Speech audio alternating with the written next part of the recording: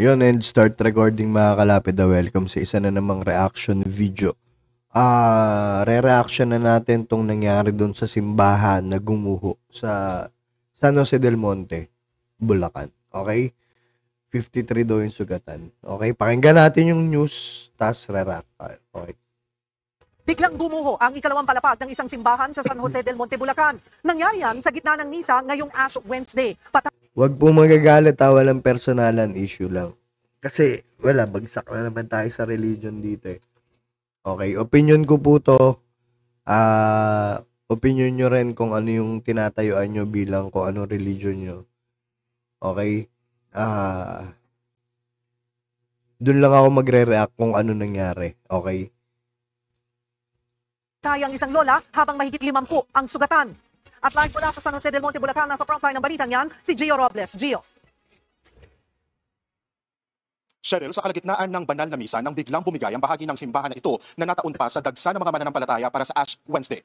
Ano yun? Pinagdadasal nila na bumagsak yung yung guho na gumuho yung second floor. Ouch! Medyo masakit yan ha.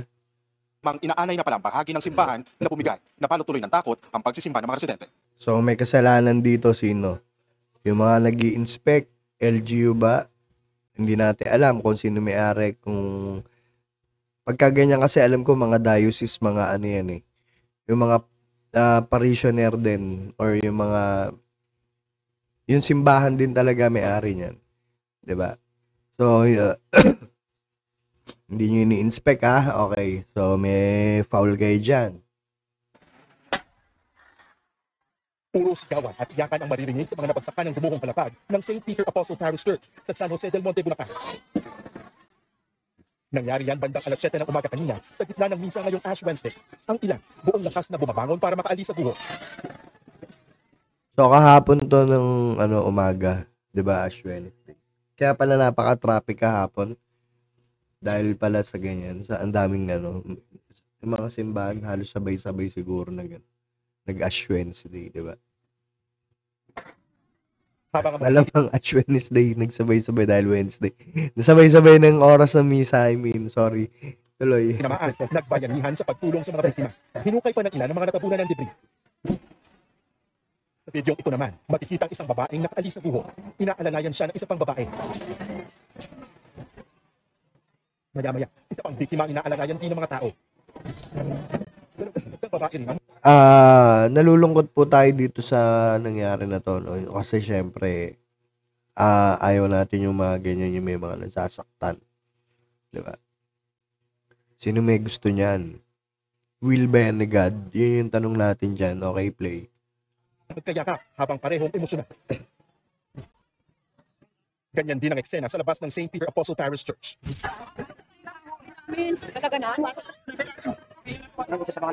Ang ilang biktima sa hagdanan sa labas ng simbahan muna umupo. Maya-maya, dumating din ang mga ambulansya. Agad isinakay sa stretcher ang mga sugatan. Umabot sa 53 ang isinugod sa ospital. Dami Kabilang sa mga na-ospital ang 80 taong gulang na babaeng si Luneta Morales. Miyembro siya ng choir ng simbahan. Sa kasamang palad, pumanaw siya. Ikinagulat ng anak ng biktima. Naalala ko tuloy yung nanay ko kasi nanay ko mahilig sa mga ganyan. Yung mga Lady Butler, Mother Butler ba yan? Kapatid yun ni Jimmy Butler tuloy. Timang nangyari. Siyempre masakit po. Masakit po yung naramdaman namin na gano'n, na biglaan na siya ay kinuha ang lakas-lakas niya. Kaya lang, siyempre, hindi rin namin naman masisisi. Aksidente yun eh. Tandang-tanda naman ni Eva Santi. Hindi daw yung may sisi aksidente yun. So, sisihin nyo, yung nagme-maintain ng simbahan, yun ang may kasalanan dyan, ha? Hindi yun aksidente, pabaya yun, pabaya. Tuloy. Kung paano sila nahulog mula sa ikalawang palapag ng simbahan. Swerte na siya kung tutuusin na nagkagalos at pasalang. Nasa taas po kasi ako, nasa second floor, habang nagpapakros ng abo, siguro mga 5 minutes, saka siya gumuho. May katabi ako na may sugat dito sa may mata, may mga gasgat. May isa namang nabalian ng buto at isa pang senior citizen ang minomonitor sa ospital. Nakausap din ng News 5 si Father Divino Kayanan na siyang nag-iisa nang mangyari ang aksidente. Hindi niya raw malaman ang gagawin ng mga oras na. Sana nagdasal ka. Sorry. Hindi doon niya alam gagawin. Diba dapat ikaw yung maging dyan, maging alerto, maging compose kasi ikaw yung pare. Ikaw yung leader. Di ba? Sumigaw yung mga tao. Kung paglingaw ko po dito, yun, nakita ko nag-collapse po yung structure. Mag-a-ad hominem tayo. Pari ba to si Amay? Hindi, joke lang po, joke lang. Tawag dito.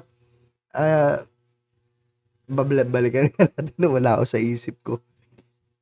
Malaman ang gagawin ng mga oras na iyon. Sumigaw yung mga tao. Kung paglingaw ko po dito, yun, nakita ko nag-collapse po yung structure. Oh, Immediately after po nun, syempre, kinabahan ako. oh. Napasok ng News 5 ang loob ng simbahan at Kinabahan ka lang, hindi mo sila pinagdasal. Di ba? Walang himala. Walang himala. Ang himala ay nasa puso natin lahat, sabi ni Nora Honor. namin ito, bagamat maligpit na ang guho. Ito ang bahagi ng simbahan na gumuho habang nakapilang mga nagsisimba para magpalagay ng abo sa noo ngayong Ash Wednesday. Higit sa isang palapag ang pinagbagsakan ng mga biktima. May kalumaan na raw talaga itong simbahan kaya hindi na nakayanan ng bigat sa dami ng mga dumalo sa misa. May kasalanan talaga dyan yung parish, o yung diocese. Diba? Isa lang to. Play muna natin. Yon sa City Disaster Risk Reduction Management Office, nasa 100 tao ang nasa ikalawang palapag, habang nasa 20 ang nabagsakan sa pagguho. Kanina nag-inspeksyon sa loob ng simbahan ang mga tauhan ng Daming LGU. tao pala. Nakita nilang inaanay na nga ang mga kahoy. Nakita kasi puro anay eh. So ito kasing portion na to, kung makita nyo to, binaklas na kasi namin kaagad kanina, tinignan na namin eh. So nakita namin maraming anay. 30 years old na yung portion na yun eh. So hindi natin naalalayan o naalagaan ng simbahan. Ang LGU ba may kasalanan dyan? Hindi ko masasagot. Pero ang tingin ko lang talaga may pwedeng umano dyan, yung diocese nila. 'Di ba? Kasi sa amin, yung simbahan dito ang Catholic, private nagpapagawa yung mga galing sa mga nakuha nila na donasyon. 'Di ba? Doon sila nakakuha kaya napaganda yung simbahan, modelo. Dapat ganun, baka dito binubulsa, 'di ba? Kaya hindi na paayos. Ayan sinasabi ko eh. So, kung meron dito mananagot, may pananagutan dito talaga yung yung kung may hawak na diocese dyan. Kasi, may namatay, tas may mga nasugatan, di ba? Balak na raw ng LGU na baklasin ang buong bahagi ng simbahan na gawa sa kahoy. Binalak nyo na lang? Cheryl, pansamantalang isasara ang simbahan kaya bawal muna ang pagdaraos ng misa habang patuloy na iniimbestigahan ang nangyari. Ba't gusto nyo buksan pa rin? Diyos ko naman. Isa sa ilalim rin sa pagsusuri ang buong estruktura kabilang ang ibang lumang simbahan sa lungsod bilang paghahanda na nga rin sa nalalapit na mahal na araw. Samantala, inako naman ng LGU ang gastos sa pagpapagamot ng mga biktima at bibigyan sila ng cash assistance. At panagutin yung dapat panagutin. Cheryl, balik sa'yo. Maraming salamat, Gio Robles. Mga kapatid, Yun, di ba? Panagutin nyo kung sinong dapat panagutin. Di ba? Yun yung ngayon, dyan papasok sa Bible na sinasabi, di ba? Yung mga naniniwala sa rebulto, di ba? Pagka ganyan, hindi kayo maililigtas ng santo nyo. Di ba?